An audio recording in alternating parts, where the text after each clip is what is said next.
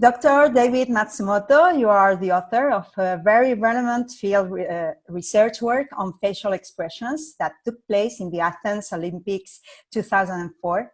Can you please tell us how that experience was? Well, I would, that's a really great question, and I get asked that question quite a lot. It's a little long story, but I tried to make it a little shorter. So, for many years, as you know, because I can see your other questions, I do judo, and I've done judo for many, many years. And I always kept my academic life and my judo life kind of separate. And it's just easier in my mind for many years. And as you know, in the field of emotion and nonverbal behavior, there are many vibrant researchers with many vibrant findings that are often debating each other. And the early 2000s, or for many years, there were many questions about the findings about the universality of facial expressions of emotion. And one of the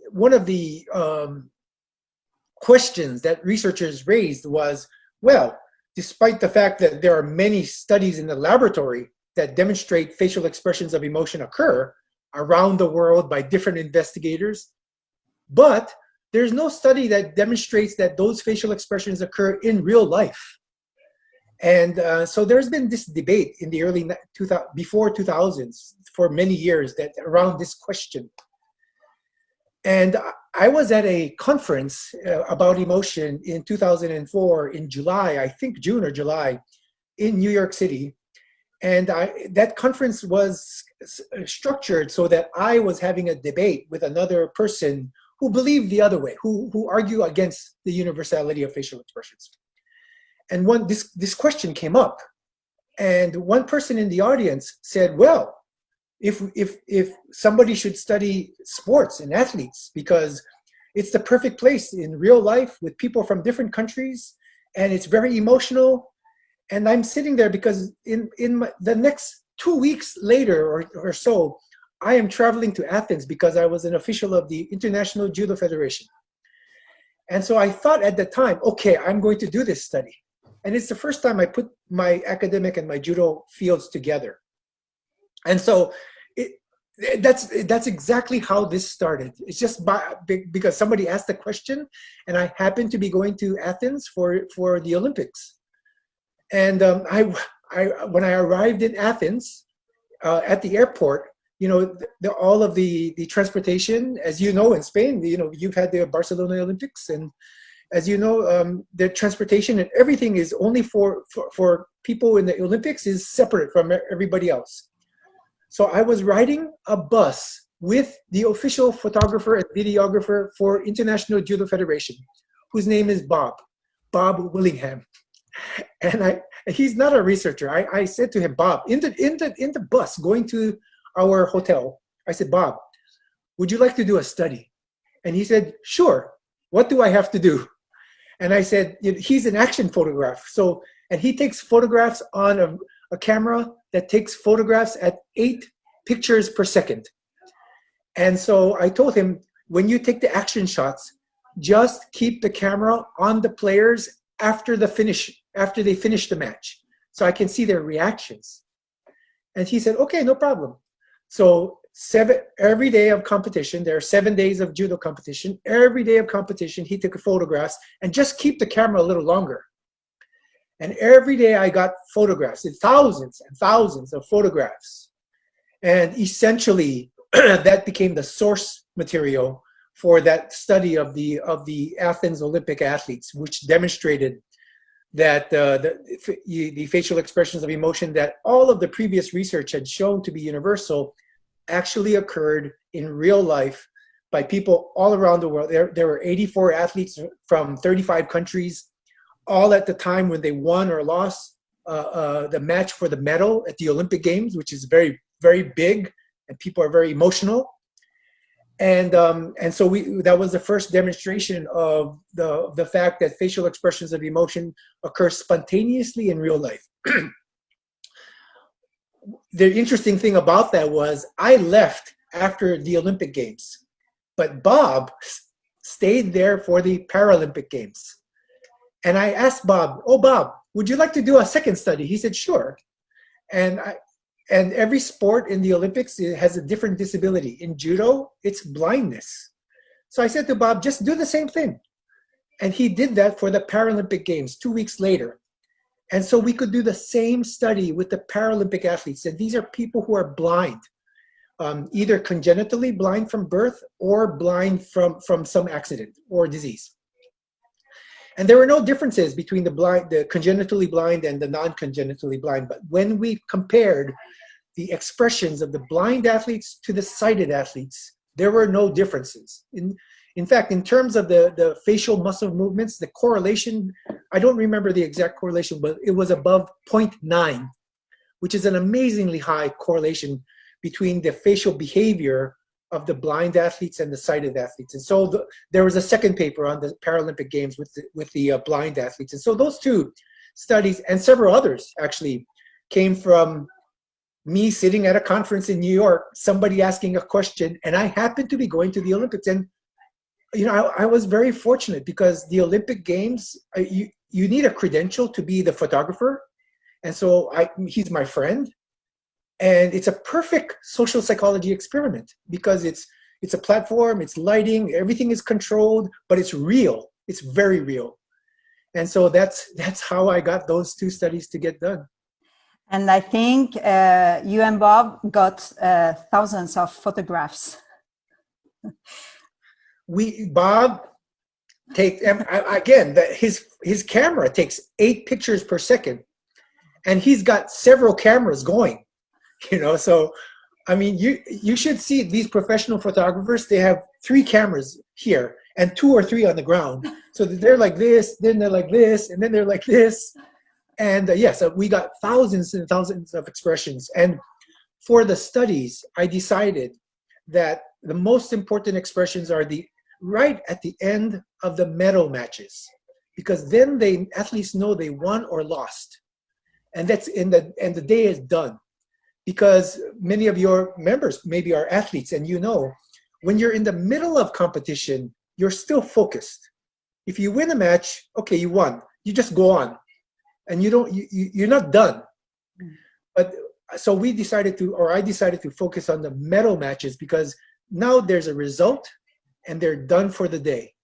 And so even there were thousands of expressions or photographs, but you know, essentially many of them were preliminary matches, and so there were a smaller pool for the medal matches. Mm-hmm. Yeah, how interesting. And what are the differences between the emotions of triumph and pride? This is a very, very interesting question. You know, so there are, in the last 20 years, there are many more studies that started with pride. And other researchers, great researchers, Jessica Tracy, led by Jessica Tracy, demonstrated that there is a universal, what they thought was a universal expression of pride. And then Jessica Tracy and I did a study from this same pool of images, where she coded, or her team coded, the expressions of pride that occurred in those judo images, and we published a paper in 2008 or so about that. However, when I examined those expressions later on, my colleague Hisan Huang and I thought, oh, some of them are definitely pride, but some of them look more like a sign of victory, or essentially a sign of victory. And so then we created a set of studies to differentiate triumph, what we thought was triumph, which is a sign of victory, from pride, which is a sign of an emotion to oneself. And we actually we've done several or 4 or 5 different studies now that have shown these differences between triumph and pride. In terms of the behavior, triumph is very different. Triumph has enlarging the body, oftentimes raising the fists or pumping the fists, not necessarily a smile, but sometimes a grimace or an anger like that, and kind of attention to other people. Whereas pride has body expansion, but sometimes the hands are down, head is up, smile. And we found very interestingly that the triumph expressions occur immediately at the time of victory. And pride then occurs a few seconds later. So we think that triumph is the signal or the emotion of that victory in that antagonistic kind of competition. Whereas pride is the emotion about feeling good about oneself. So there's the differences between the appraisals and the evaluations, the feelings, and then the expressions of triumph and pride. Mm-hmm. So with the pride, there is a kind of you are thinking about. So that's why it's later. It occurs later, yeah? Yeah, that's exactly right. I mean, so we've written about pride. Pride is known as a self-conscious emotion, which is different than the facial expressions of anger, disgust, contempt, disgust, etc. They're known as basic emotions. Whereas pride is more what is called a self-conscious emotion, which means that it's an emotion in evaluation about self. And so, yes, after the event, there's an immediate reaction to the event, but then later there's a reaction to thinking about oneself in relation to the event. So the focus of pride is more about the self, like shame or guilt. The focus is more on the self. The self. Mm-hmm. And apart from the several facial expressions that correspond universally to primary emotions, are there secondary emotions also having universal expressions? Yeah, that's a great question. Also, I first of all, I think that it's really interesting that you bring up the possibility of secondary emotions, because many researchers do not think about secondary emotions, and many people do not think about secondary emotions. And I think raising this issue is really important for especially for your members, and just raising awareness, because I think we have a lot of secondary emotions. And what I mean by that is that, so for example, we can have an emotion of triumph or an emotion of anger, but then we have emotions about those emotions. So some people, for example, like being angry. Some people hate that they're angry. And so we have emotions about emotions, and this is how I understand secondary emotions. Mm-hmm. So yes, I mean, if the secondary emotion is one of the basic emotions, I can be angry at the fact that I'm angry. So my secondary emotion is also a universal emotion, or has a universal expression. However, there's not yet research that has demonstrated a universal expression of guilt, although I believe guilt is a universal emotion. So there's emotions without universal emotions without universal expressions. They're two different things. And I believe that there are many people feel guilty about the fact that they're angry. So yes, there are many secondary emotions that have universal expressions, because people can have secondary emotions that are the basic emotions. But then there are secondary emotions that are universal, but don't have a universal expression, like being guilty, or being ashamed. There seems to be some research that demonstrates a signal or expression of shame. So there's some that are universal and some that are not in terms of the expression. Mm-hmm. And do you think can facial expression alone be a reliable indicator of lying?